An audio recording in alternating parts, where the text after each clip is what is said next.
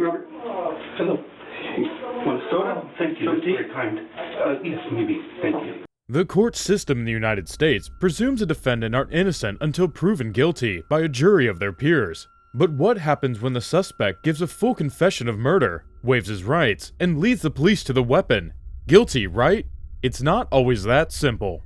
The subject here is Robert Mondrian Powell, or Robert M. Boykin, or Robert M. Powell. It depends on who you ask, and it only gets stranger from there. At 59 years old, Robert Mondrian Powell found himself living with 67-year-old Elvira Segura. Elvira had graciously welcomed Robert into the home because he had been homeless and she wanted to get him off the street. Unfortunately for Elvira, she would be found dead in her home in late 2016. She was discovered after her neighbors contacted the police after being concerned about not seeing her for a period of time, and when officers arrived, the scene was gruesome. According to reports, it was determined that Elvira had been dead in her house for several weeks and was badly decomposing. Neighbors reported that Elvira had been living with someone named Bob, and oddly, they haven't seen him around lately either, and Elvira's car was missing. Police caught up with Bob and asked him to come to the police station, and he agreed. Appreciate you coming down and talking to us. Just so you know, this is voluntary. You're free to leave at any time. But I do appreciate you coming down and giving us this time. Okay. Okay. Do you know what I want to talk to you about? No. Okay. How long did you live with Elvira Segura? 4 years and 1 month, almost exactly. Oh wow. Okay. So when did that start? Do you remember? I believe it was the second week of August, 2012. Okay. And how did you come across her? I knew her for quite a long time. Okay. So where'd you know her from? When I was the manager of a bookstore, she used to do business with us because she worked for the city library. Okay. So I knew her there and as a customer. Okay. Which bookstore is this? It's closed now. It was Hastings. Oh, okay. Okay. So when did you first meet her, would you say?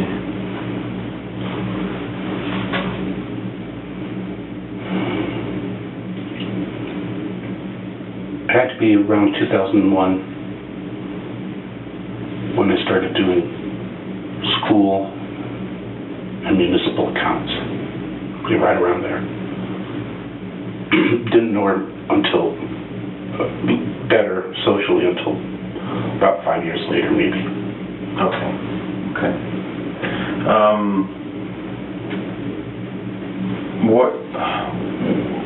Why did you live with her? I don't know if you had a relationship. No, we didn't have. We were just friends. Okay. But the reason I lived with her was because I was homeless at the time. Okay. And she thought it would be best if I stayed with her, which I did. And I helped out. I did a lot of stuff around the house. Okay.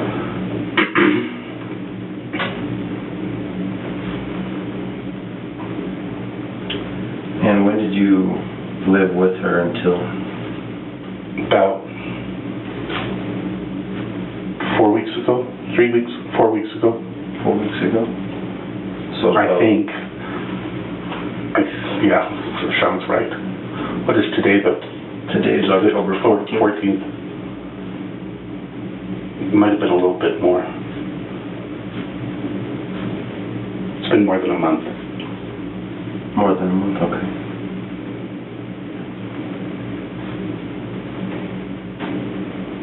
And when was the last time that you actually saw her?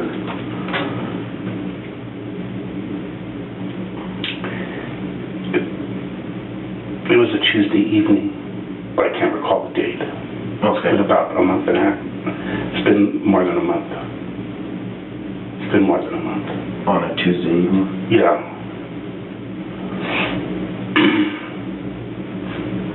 And what kind of things did you do around the house? You said you helped her out. Elvira was retired. The detective started by thanking Robert for coming to the police station. Showing gratitude towards a suspect is the first step in building a positive rapport. Robert is slightly nervous, but somewhat relaxed. For the next several minutes, he rarely moves his body, likely as a conscious attempt to prevent himself from putting out any body language to the detectives that may show his nervousness coming through. By her own admission, she was quite lazy. So, when I first moved in there was like 40 some odd bags of trash in a room. And there was rat feces and stuff like that. The place was a mess. She only had one working toilet. And that was barely working. Stuff like that. So I said, well, you know, for my room and board and to keep me busy, I'll, you know, start doing stuff. So I did. I started first by cleaning up the place, getting rid of weeds and fire hazard stuff around the house. Then I would clean the house, and she liked my cooking. I'm a pretty good cook. So I started doing like 95% of the cooking. So it was basically just running the house, you know. And let's see, boy, I did a lot of stuff. I installed a brand new oven. I installed a dish, what do you call it, the disposal, sweet disposal. I did all the gardening for more than 3 years. Put in an entire garden. I refurbished her flues and stuff on her heater, water heater. Oh God, I did a lot of things. I put together a lot of stuff that she got addicted to Amazon. She started buying a lot of stuff, so I had to put together everything.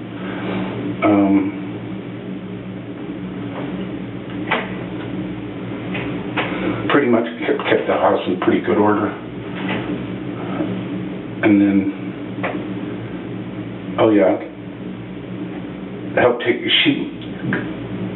she messed up her knee or something. She was loath to go to the doctor to get things, you know, straightened out. So her knee was kind of bad, so that the dog had to be walked every day, you know, twice a day. So I did that, took care of the dog, and you know, just generally keeping up everything. And then the other 2 toilets were not working in the bathrooms, in the bedroom bathrooms, and took those out. Finally had to call a plumber because the roots were growing up through the plumbing. So they came and they tore that out and then covered it up. So I retiled the bathroom floors, both of them, after they had, you know, torn everything out. And then I installed 2 new toilets as well. I refurbished, air conditioner hadn't been working for 5 years. She said it was broken, really wasn't, but she didn't know anything about it, so I refurbished the air conditioning. So for the last 2 years she had air conditioning. And just all sorts of little things, just tons of little things. Robert calls the victim lazy, puts her down, and paints himself as actually helping her out, going into very detailed information to help paint himself in a positive light to the detectives. The detective purposely remains quiet as Robert continues to speak. Detectives know that if you don't speak, suspects will often continue to speak in order to fill the awkward silence. Though it can't be known exactly what the suspect will say, it is an important tactic, because anything said can be used later in an interview to catch Robert in a lie. It is also very likely that Robert is continuing to speak, so that he can avoid being asked any questions by the detectives. You really fixed up her house, huh? Yeah, well, it wasn't exactly falling apart, but I mean, it just wasn't working for her. She's had a rough time. She'd had a rough time for a long time, and then after she retired, she, I don't know, she met up with some guy.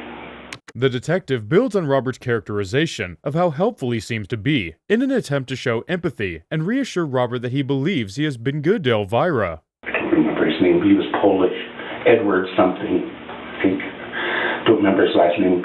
Nothing but consonants. But anyway, he was bad news for her, I guess, and strange. And then She was drinking a lot at one time, and she absolutely could not drink. If she was started drinking, she would just get absolutely enraged at anything. The drop of a hat, she was very touchy about things. And I guess she had problems with her neighbors. The Davenhalls and the Peñas and,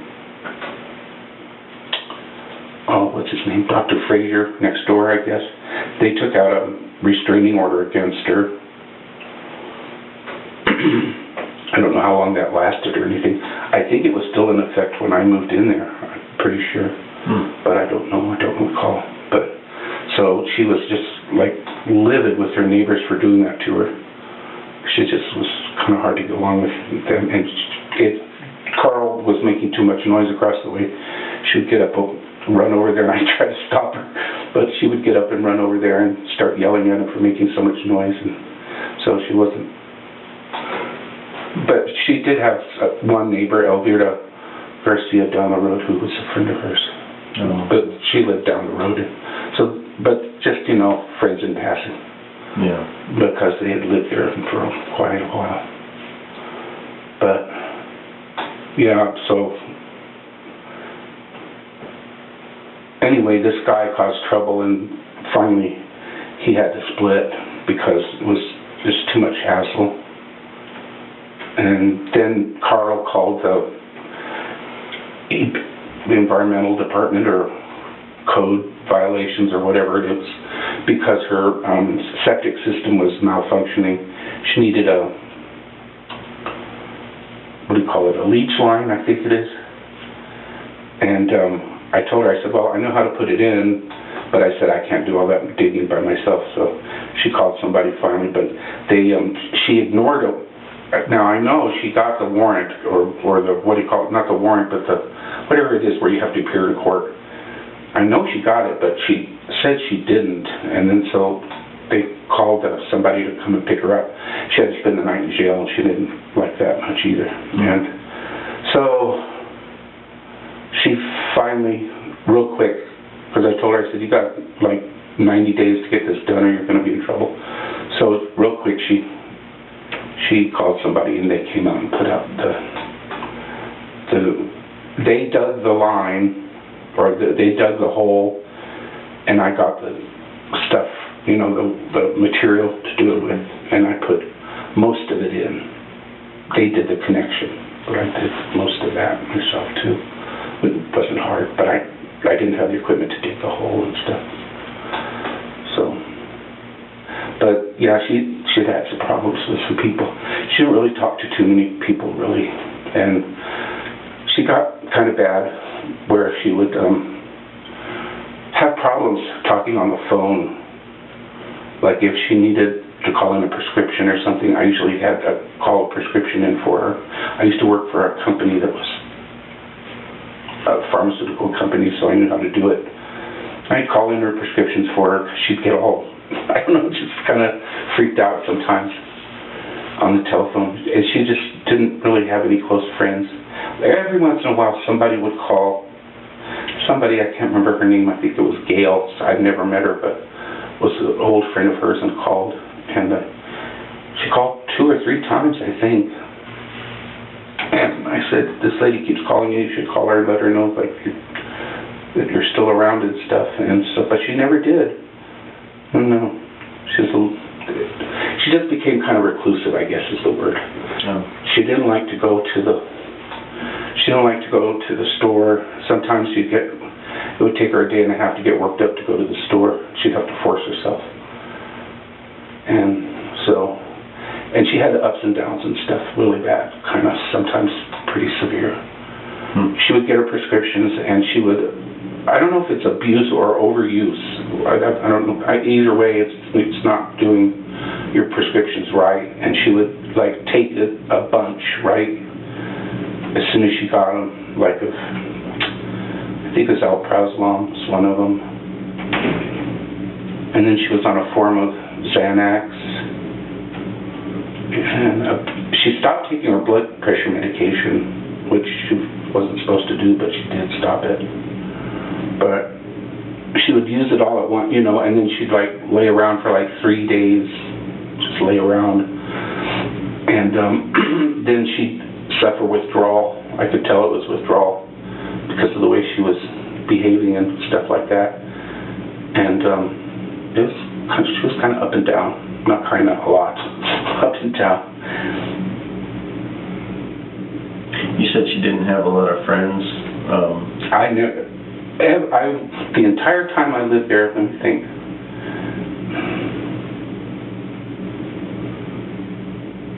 There was one guy, he was a Native American that she knew that had stayed with her at one time.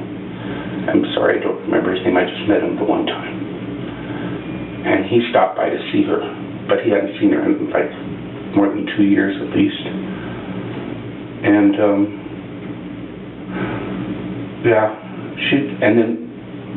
there was a neighborhood guy, but he wasn't really a friend. He was just a strange guy that used to come around once in a great while and bum a cigarette or something and then move on. But this one guy is the only one. And then I did see Edward once too. Edward came there once. I don't think he was supposed to be there, but he showed up one night, I remember, for like a day. And he showed up the day before her court date to figure out her septic system. And he went to court. I took her there, and we went to court. He went to court. After we got out of court and stuff, and they got into it. I have no idea what it was about. It was just like explosive, screaming and yelling and blah blah. It was really bad. So he jumped out of the car and just left, and that's the last I've seen of him. But he did show up that one time. I don't think he was supposed to be there, but he did. What would you consider you to Elvira? I was a good friend of hers. Yes. Robert inserts the name of another person, Edward, who he described as bad news and strange. He then goes into claiming that Elvira had a drinking problem and would routinely get angry. Robert is likely doing this to cast Edward as a possible suspect in the case, while also providing police with possible motive, her rage. When the detective doesn't interrupt to press for further information, Robert continues to claim that Elvira had problems with all of her neighbors, again trying to introduce more suspects into the case, and deflect any attention that he believes may be on him. Throughout the course of the interview thus far, the detective has asked only a few questions. Robert continues to talk about things the detective never asked about: fixing her septic system, cleaning up her yard, and people that she has been friends with. Robert goes into great detail about these items, likely as a part of his ongoing effort to avoid being asked any questions. Would it be fair to say that she was mean? She was very mean. She was abusive. Was she abusive towards you? What is that? It's a scar from the last time that she hit me with a folding table. Robert claims that Elvira was a good friend, through telling the detective all he has done to help Elvira with her house and the property, as well as calling her a good friend. Robert is trying to show the detective that he is not a bad person, and would not want to see any harm come to Elvira. When was that? Just before I left. And what started that situation? I have no idea. You'd be reading or watching TV or sleeping. She seemed to come at you when you'd be sleeping. Did you have to defend yourself against her at that point? Well, she would just start going off. I do remember now why I got this was because her headphones on her computer stopped working, and she listened to audiobooks constantly. And she would sew and listen to audiobooks. And I said, well, let me check your headset. So I checked her headset. There was nothing wrong with the headset. It worked on other devices. And I fiddled with it, and I thought, well, the connection on the computer is shot, maybe. But then it would go in and out and in and out, and I was like, so I said, let me look up something. So I had a tablet, a little, tablet computer. So I went and looked up troubleshooting on her model and why it would or would not possibly work. And in the meantime, she said, well, I guess I'm going to have to buy a new computer. And I said, well, that's just silly to buy a new computer when this is a very minor problem that could probably, the Geek Squad could fix for you. I said, I don't know why you'd want to spend that much money on a brand new computer unless you really wanted one. I said, that's just plain silly. Let me look this up. And I did. I looked it up, and evidently you can change what's called a driver on the computer. I'm not a computer nerd, but I understood what they were talking about. So I changed the driver to headset, which wasn't that difficult, and then put it in. It worked fine. And then, so I didn't know if there was any, at that moment I didn't know if anything was wrong. Then she got up and she went to her another easy chair, and she started to read, and she said, she goes, I really want something soothing. And I knew she liked tapioca, but the tapioca would take a long time to soak. So I said, well, I can make you some vanilla pudding real quick. Won't take, it's no big deal. She said, yes, please. So I made her vanilla pudding. And I served it to her, I took it to her. And there was no problem, really. I didn't sense any kind of a problem. And that afternoon, after I got through watering the garden, I was laying in bed and I was like half asleep. And I believe I had the headphones and was listening to a political show. And I hear just a screeching noise, and I thought, what in the world? But I didn't pay too much attention because it was intermittent, kept coming and going. I thought, what? And so I sat up, and when I sat up, she came storming into the room. And she said something about, I can buy my own computer if I want to. And she was just yelling at the top of her lungs. And I said, well, yeah, okay, I'm sorry. I didn't mean to say you couldn't afford a computer or something. I said, that's really your business, but I'm sorry I made that comment. And then she went on, and she had this bad habit of not sticking to one thing. It was pretty erratic. You know what I mean? It would be from this side to this side to, and then it was hard to make sense of it. So I would just sit there kind of most of the time dumbfounded. And then she'd start name calling, and then she'd get in your face. She liked to poke you with her finger too. And she was pretty nasty that time. And then, so to tease her, I took the tablet, and I put it on video.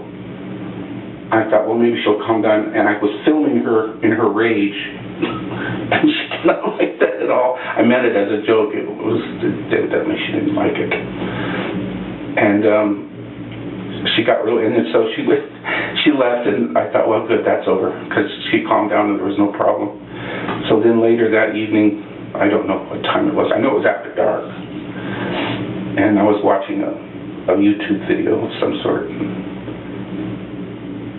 I felt this poking on my back, and sometimes the dog would come and poke you with her nose, and I thought it was her, but it was her. And she said right away, oh, did I startle you? And she was really, sarcastic and all this. Oh gosh, she started going on and on about this, that, and the other, and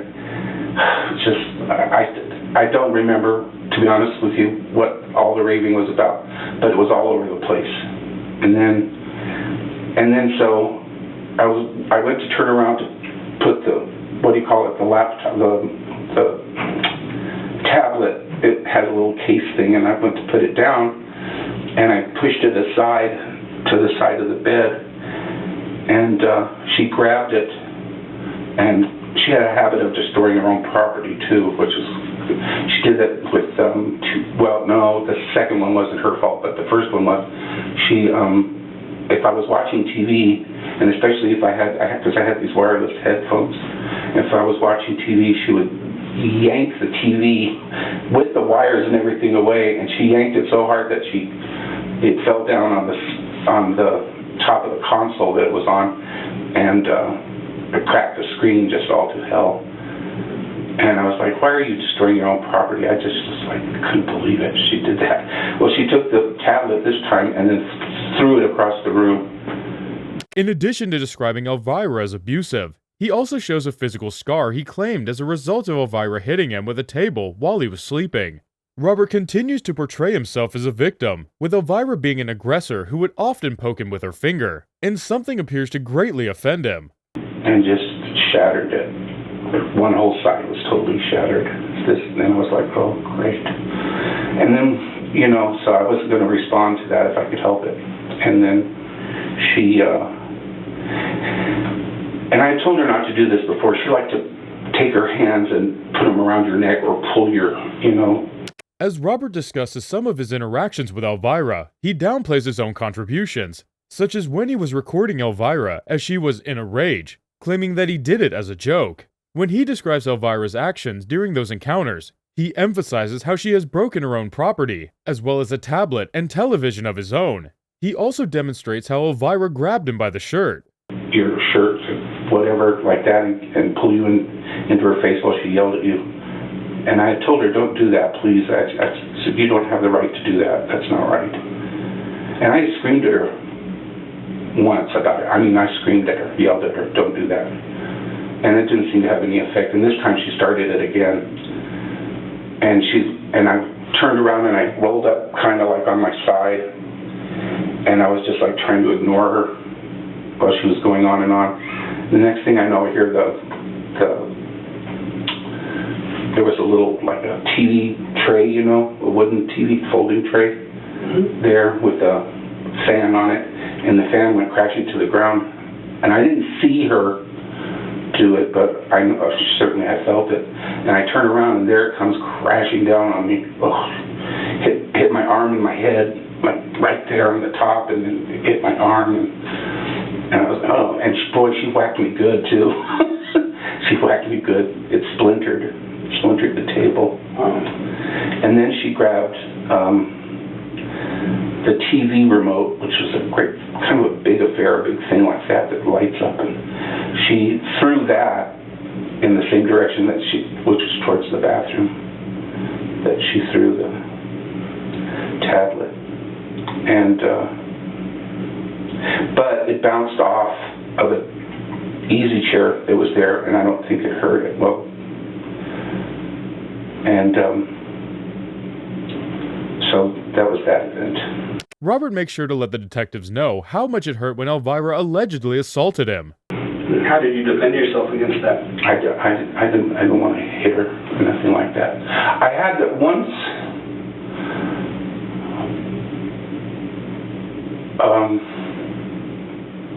Once I pushed her because she was right on top of me. I didn't push her like this, but I had my knee up, and she went into my knee, and I extended my knee, and she went backwards into the couch. But then she seemed to get like more excited. It was like she wanted to incite you to do something, and she would just get worse when you did something like that. It was like it was just getting. It was like night and day, because the thing about it is Elvira,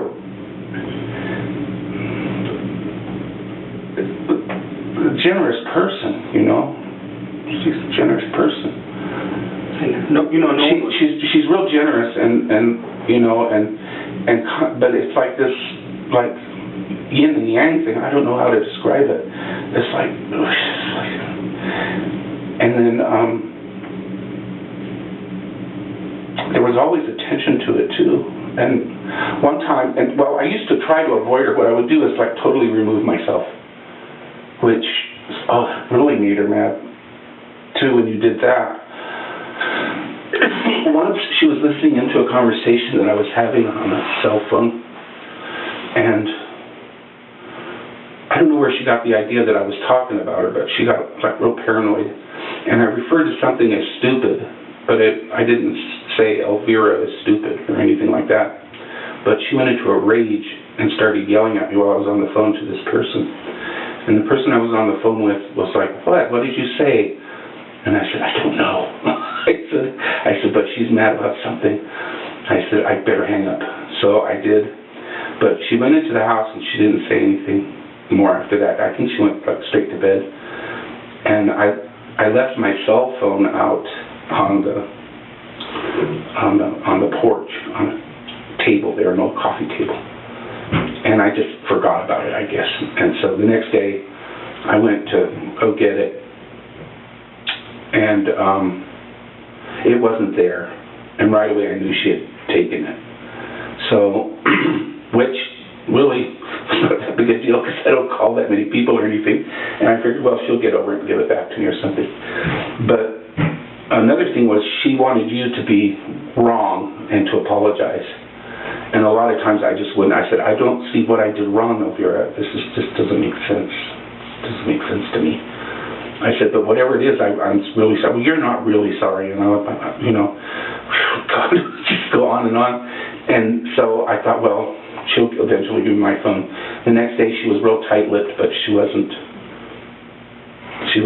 yelling or anything.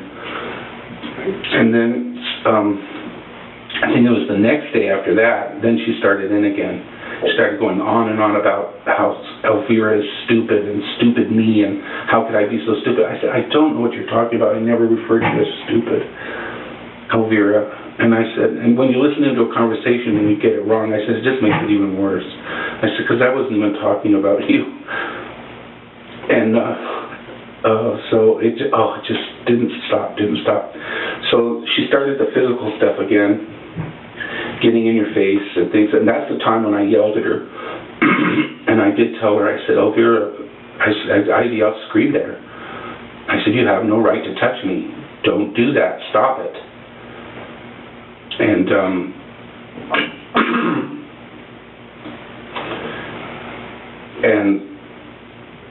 so she stopped for a little while, and so I went to the bedroom, and I closed the door. And when you close the door, it means I'm not interested in dealing with it. So but she kept opening the door and turning off the overhead fan, which is very childish. And then she went into her bedroom where the electrical box is, the breaker box, and she turned off the electricity in the bedroom, which is also childish.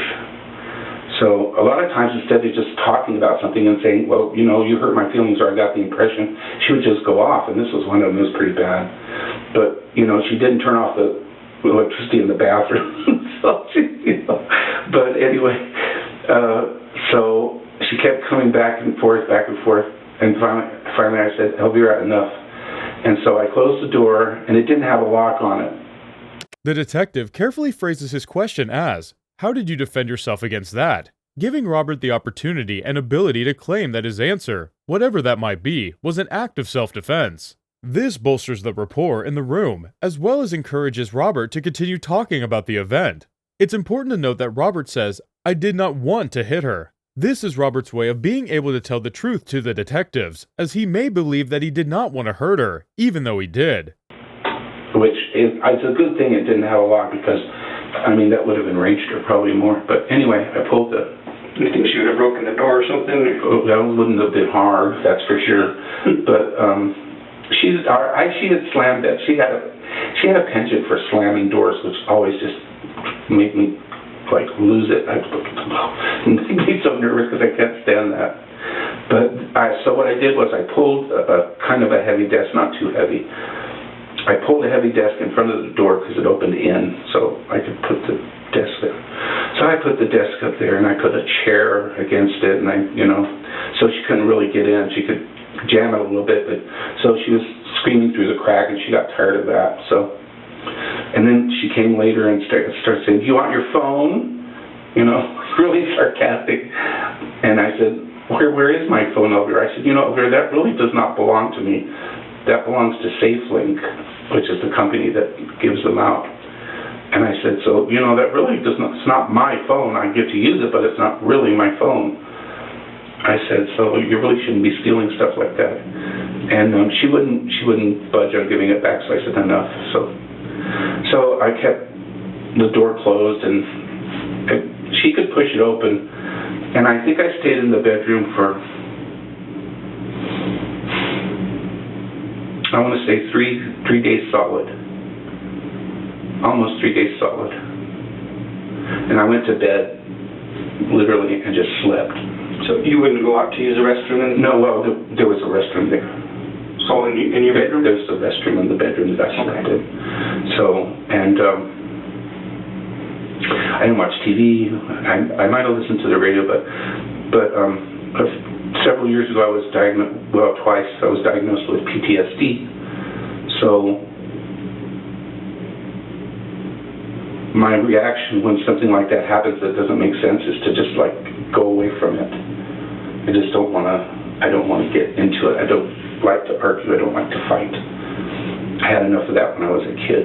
So I've been trying to avoid it all of my adult life. Throughout the interview, Robert chuckles at some of the things Elvira did that he thought was childish, such as when he describes her turning off the electricity in the bathroom and when she took his cell phone.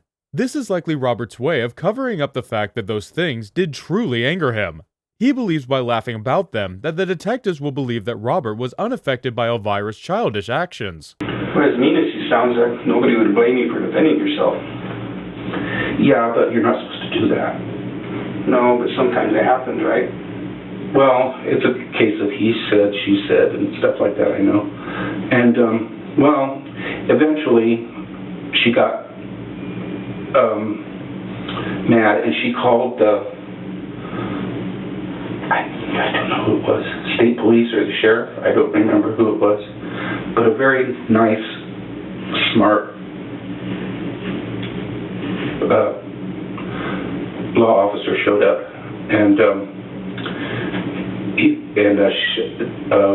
separated us because she kept coming in and screaming. And I said, she's just been this way, and I said, I just didn't want to have to deal with it.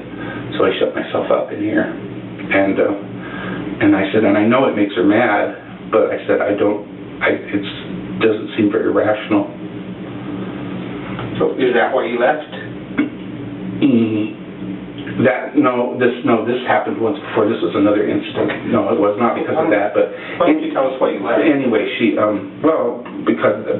the police officer finally talked her into giving me back the telephone, and he told us we need to sit down and talk, and so I did, and she got real dramatic, and something had happened to her car. She got in her car, and she left the keys on, and the battery was dead. And she said, you sabotaged my car. And I said, no, Elvira, you left the keys in the car on, and now your battery is dead. I said, I didn't sabotage your car.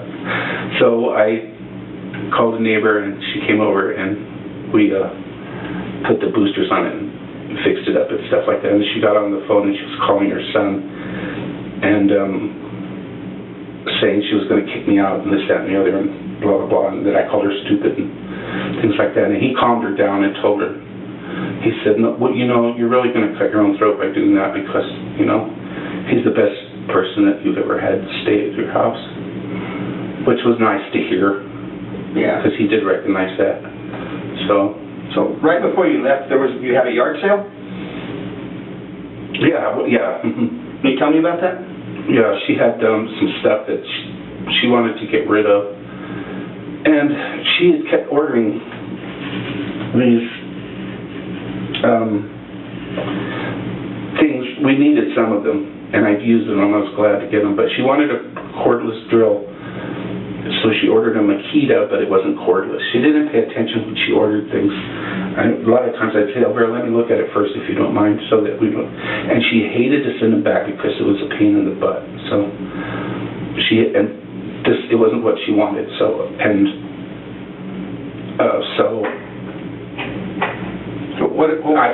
I put that in there, and I put a circular saw in there that was never used ever. Brand new? Brand new. She had one before. She loaned it to somebody. And after she ordered it, the guy came back and returned it, and it had like a 1-inch diameter bigger than this one, so this one was never used, and the other one was, it was a wonderful saw, so sold that, and I sold some knickknacks, a few knickknacks. The detectives again plant the idea of Robert defending himself against Elvira's alleged attacks in order to give Robert a safe way of explaining if he had ever assaulted her. Again, Robert uses the phrases to avoid having to lie to the detective and says, "You're not supposed to do that," rather than, "I didn't do that." And stuff like that. And a couple of baskets, I think. As detectives bring up the yard sale, which is believed to be around the time of the murder, Robert starts breathing heavily, which is often a sign of increased nervousness. Just a little bit. Not very much stuff. Not very much stuff. Where was Elvira during the yard sale? She was at home.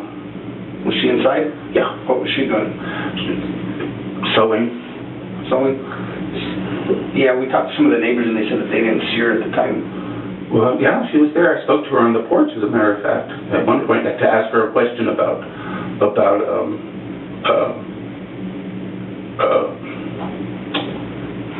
a tray, a folding tray. Now, did any of the neighbors see her that you're aware of? I don't know. I mean, I was there, but I don't. You sold some of the tools to some of the neighbors? Some guy. When asked where Elvira was during the yard sale, Robert very quickly indicates that she was at home. This is yet another example of Robert using key phrases that are technically true, so that he can avoid lying to the detectives. Elvira was home during the time of the yard sale, but an autopsy would later show that she had been dead by then. When asked what Elvira was doing at the time of the yard sale, Robert gulps, fidgets with his fingers, and stutters before answering she was sewing. Robert attempts to back this up by saying he had spoken with her on the porch during the yard sale, though he clearly stammers through trying to explain what he had been speaking to her about at the time. Because Robert's mind is racing, when looking to name an object that would have been at the yard sale that he spoke with her about, he blanks and goes back to an object that he has already mentioned earlier in the interview, a folding tray. I think he lives next door. I don't know what his name is, so. Over at Pena's. Oh, okay. The one that has a gallery or something? Yeah. Okay. She didn't help out with the yard sale at all? She chose some items. What do you mean she chose some? She chose some items to go for sale. Oh, okay.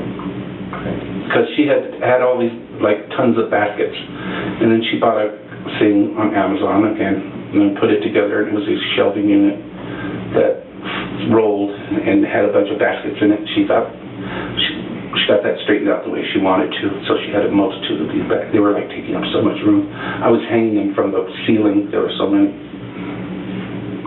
And where was the dog at this time? Dog was there. What's the dog's name? Mary. Mary. Okay.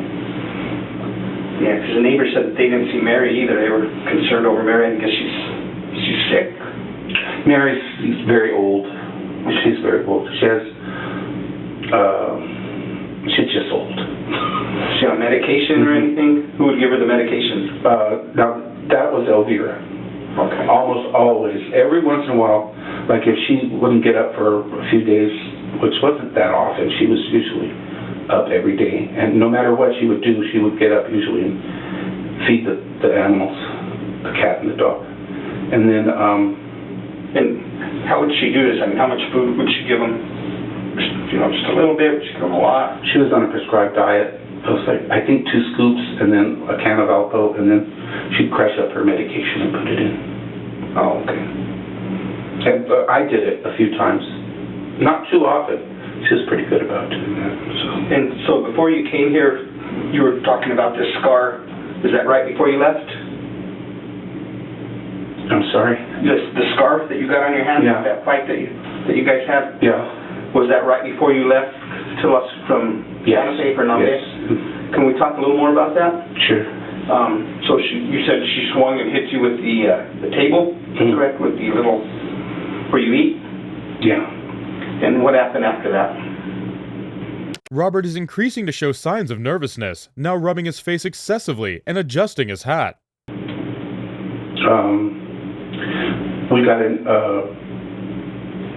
we had words right after she hit me with that, on that particular, the last time. And,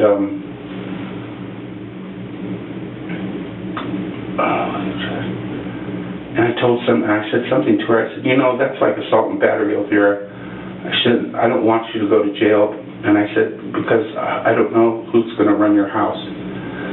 And so she had sat down on the couch, the little, what do you call it, bed thing across from me. She had sat down there, and then she just started calling me every name in the book and stuff like that. And so then I started to get up, and I went to pick up a plate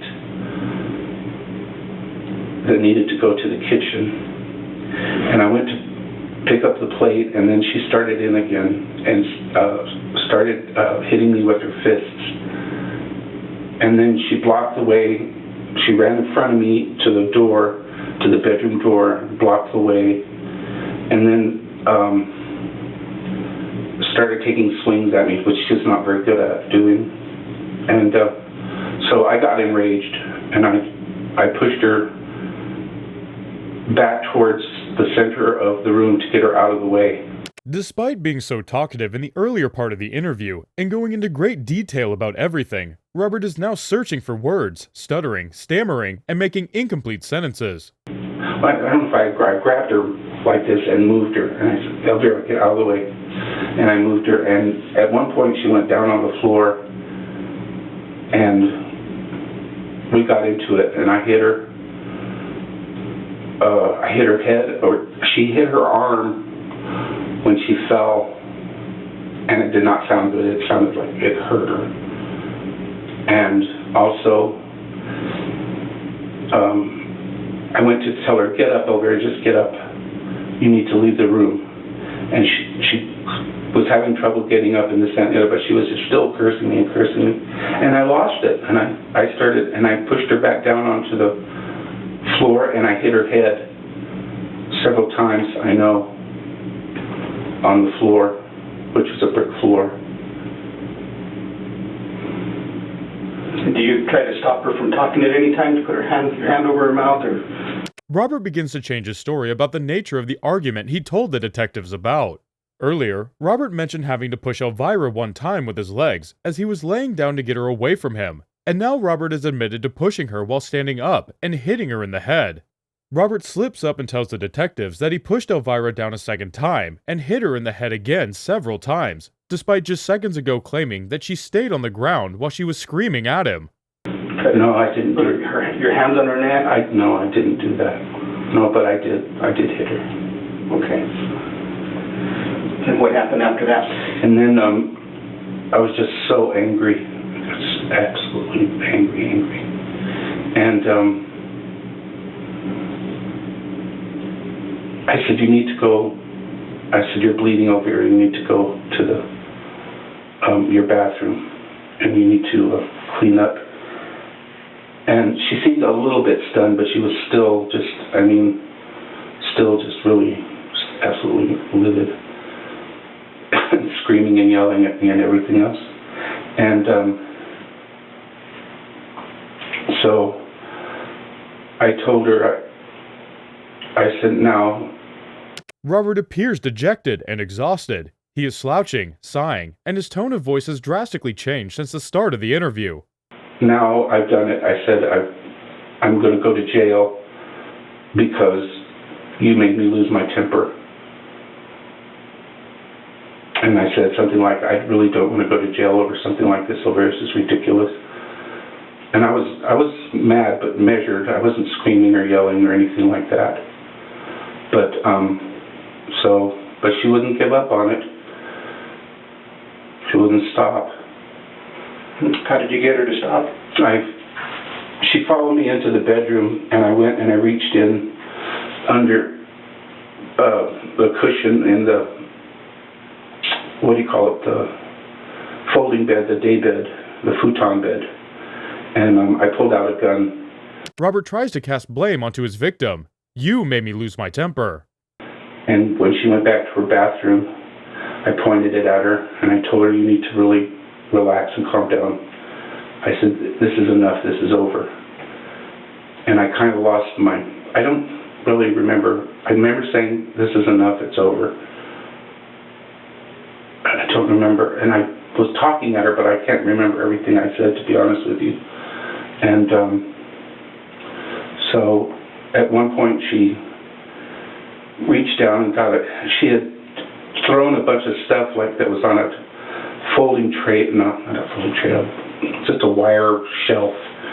She kicked it, threw it all over the place, and went into the bedroom and everything. And she grabbed a, what do you call it, some sort of a mat. I do remember that. A shower mat or something. And Despite having the chance to call for the police or an ambulance, Robert retreats to his room, where he retrieves a firearm and orders Elvira out of her own home, while she is critically injured from the physical assault that had just occurred. She bent down to pick it up or something, and she went down on one knee. And when she went down on one knee, I pulled the trigger and shot her. Where'd you shoot her? In the bathroom. Do you know where it hit her? No. I did see blood coming out from around her neck or back of her neck or something. And I pulled the door closed, and I never opened it again. How long were you there after that happened? One day. I shot her. Day and a half. 1 day and a half. Despite having just brutally murdered Elvira, Robert stays in the house for another 1.5 days. What did you do with the gun? I put it on the bed in our bedroom. I didn't want to look at it. I was absolutely shocked. And you left it there? No. When I came to Santa Fe, I brought it with me. My intention was eventually to use it on myself. Where is it now? It's in some trees near the Masonic Cemetery. I think it's still there. I haven't looked at it in days. Was it hidden pretty well? Mm-hmm. Yeah. Would you mind taking us out there to show us? I'll take you. Okay. So then you, once this happens, you're there for about 1.5 days or so. And what are you thinking at this point?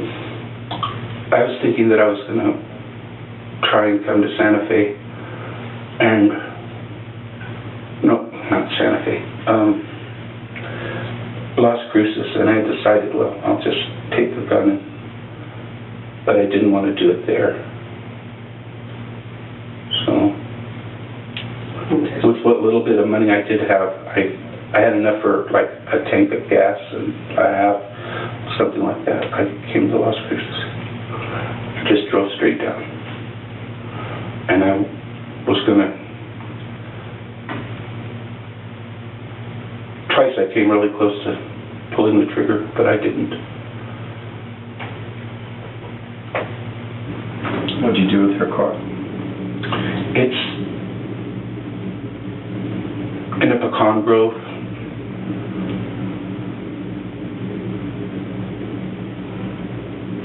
Off of Old Highway 28.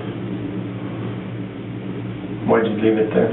It ran out of gas and the battery was not good, so I couldn't do anything with it. Where did you go after that? Into town, and I've been hanging out ever since. Okay. Where have you been staying? Here and there, just wherever I could. Been staying outside. Outside mostly? Always. Always? There's no shelters or anything, any assistance? I don't know. I didn't check. Okay. Do you have any questions? Recently I've come down with what I think is COPD, so I can't really walk that far without getting really tired and breathless and stuff, so it's amazing I was able to make it into town. In a possible attempt to obtain empathy from the detectives after having just admitted to murder, Robert for the first time brings up the idea of hurting himself. This is another one of Robert's attempts to paint himself as a victim. Okay. Can you give us just a minute? We'll be be right back with you? Of course. Thank you.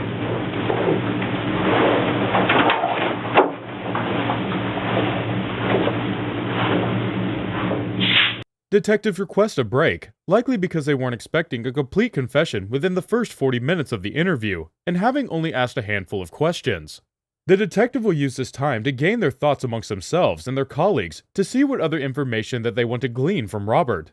They are aware that this may be their only opportunity to speak with him if he later requests a lawyer, and they want to ensure that the case is airtight once it goes to trial.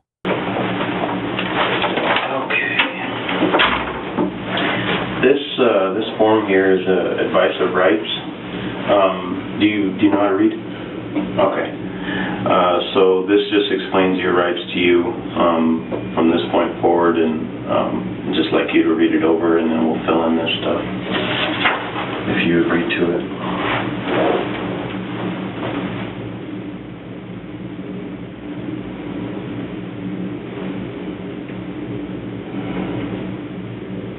Would you like us to read it to you? No, I'm not quite sure what the waiver means. The waiver means that you've been advised of your rights and that you're still willing to talk with us. Are you still willing to talk with us? Well, I suppose I should ask for a lawyer.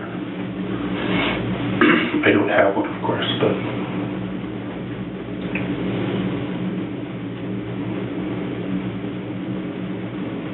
Oh, yeah, okay. I'll sign it. You sure? You sure?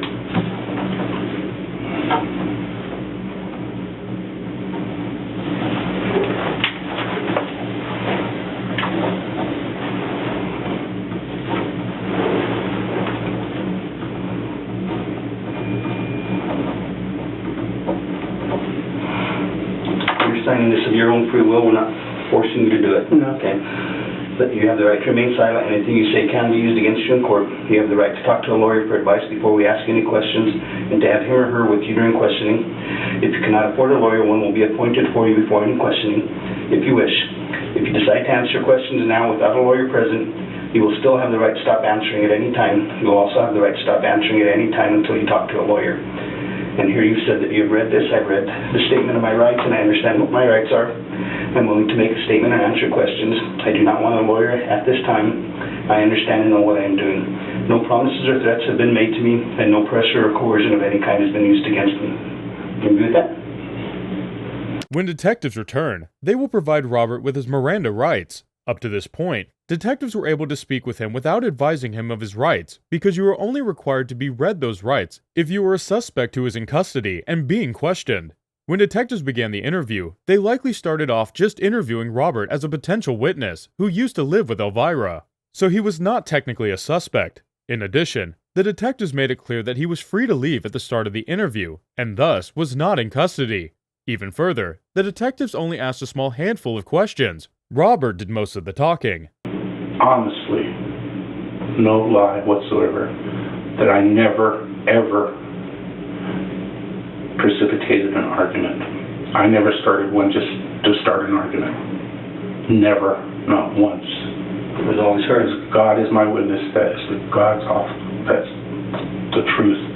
Because, like I say, I really didn't want to confront things.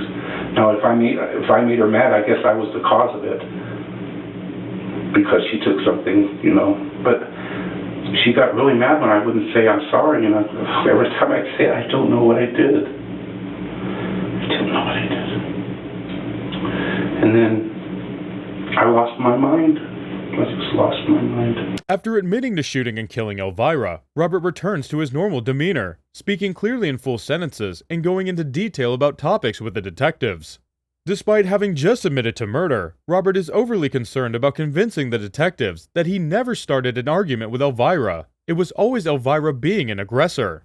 This is Robert attempting to minimize his conduct while continuing to emphasize Elvira's temper. Robert was charged with second-degree murder at the conclusion of the interview and detained in jail while waiting for the case to go to trial. After 21 months and numerous motions and subpoenas, a judge dismissed the murder charges after his attorney successfully argued that Robert's right to a speedy trial had been violated. As a result, Robert was free from jail in June of 2018, while prosecutors attempted to appeal the dismissal of the charges. During the appeal process over the next 11 months, Robert's attorneys continued to file motions and argued that the charges should not be reinstated, while the prosecutors tried to jail him again. The only issue is that both sides were fighting for a dead man, and no one knew it. While out of jail and awaiting the conclusion of the case, Robert has just died 4 months after he was released on a bench near a homeless shelter. His cause of death was hypothermia. It is believed that the news of his death never made it to the desk of his attorneys or the court because the medical examiner listed his name as Robert M. Boykin in their report, and police listed his name as Robert M. Powell in theirs.